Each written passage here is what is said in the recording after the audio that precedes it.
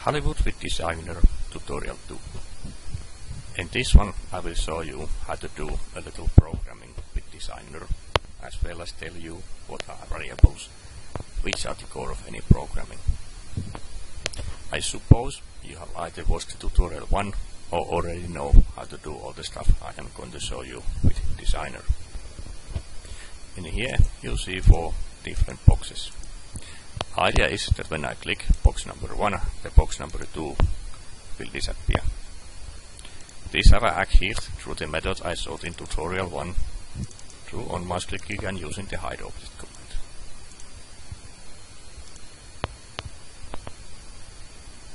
And as you can see, it works just fine. I want same thing to happen with box number 3 and 4, that when I click on number 3, the number 4 will disappear. However, I want to achieve this through programming. First, I need to give an identifier to the box number 4. To give an identifier, you first need to click the script layer, and then you need to click precisely on the name. Here you can see there is the name, and here is the identifier. As identifier, I will now write number 4. Notice you have to specifically click on the name, because if you click, for example, in this box, it will open something else. It has to be the name to get to the right place. Now we'll again choose box number 3, and I will go to the same place as I would be if I would be using the hide layer command.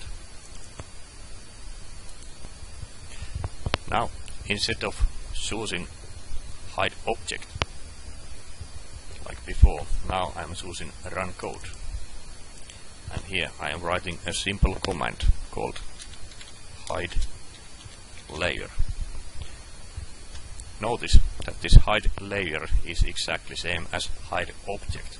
It is just that Designer calls everything objects, while Hollywood language itself calls them layers.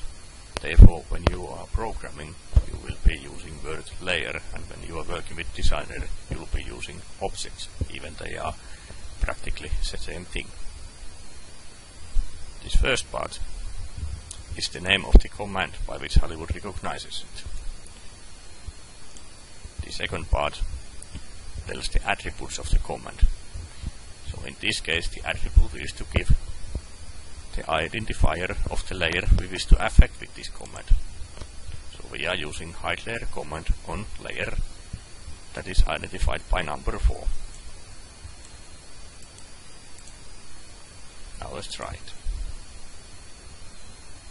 As you can see, it works exactly like the other button.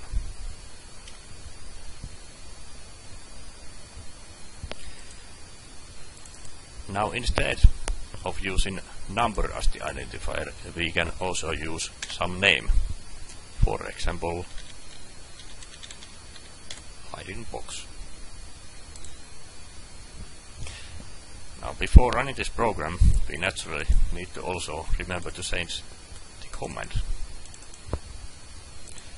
because this is still trying to find the identifier number 4, while we are now looking for hiding box. However, this is still not enough. When using names, you have to put the name inside commas.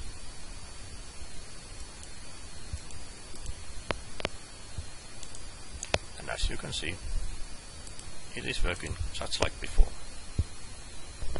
Next, I want to do something else than just hide a box. Here is a rectangle button, and the idea is that when I click this text will change. To affect this, we will first need to give identifier to the text again. I will identify it as my text.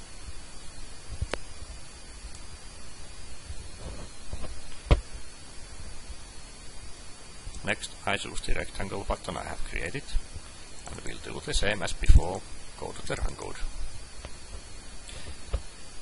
And this time, I am using set layer style command. The set layer style means that it can affect any layer or as designer calls them, object, and do changes into them. For example, it could make a rectangle go bigger or stretch it in the width, for example.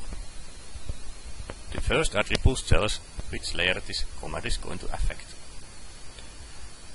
I am now writing it as my text, and notice it is inside commas again. Next, I have to use this little dot with a tail, and then comes so-called table. I will not explain you what table is in this video. Just remember, you need to have opening bracket as well as closing bracket. Inside this bracket, I write text. While this is not actually a command, you can think it as a command. What this will do is that it will tell what should the text be. And then, inside commas, I will write the text that I wanted to display. In this case, I am writing changed the text. And notice closing bracket as well as the closing arc, or whatever it is called in English. These are two different characters. Now if you don't understand this command, don't worry about it. You don't really have to understand it at this point. I'm just showing this command to be able to show you how variables can be used in a practical example, after I have introduced you what variables are.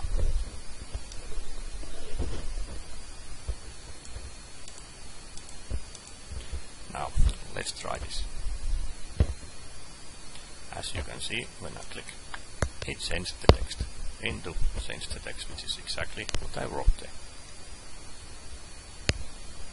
However, just clicking a button to do same thing every time, like change this one text to something else, is not really much use in the long run. To have more use for something like this, we need variables. You probably remember from your school time in your mathematics lessons how you used to have those 3 plus x equals something. Well, if x was 1, then that would mean that the 3 plus x would be same as 3 plus 1, which will equal 4. If x would be 2, then 3 plus x would be same as 3 plus 2, which would equal 5. This x here is the variable. The variable means it is, for example, x that can store different kind of info, in mathematics case numbers, and depending upon the value the x has depends the end result. To give you example of a real life variable, let's use term this year. This year is not always same. For example, I am making this video on January 2015. So when I am talking of this year, it is same as 2015. But a month ago, this year had been 2014. So as you can see, the variable is this year, but the content changes depending upon when we are using it. Variables can contain both numbers as well as letters. These letters are also known as strings.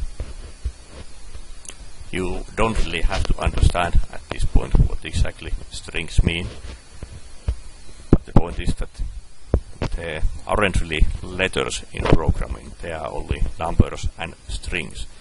And although letters are strings, strings are also more than just letters. All the pluses, minuses, commas and dots, they are all strings.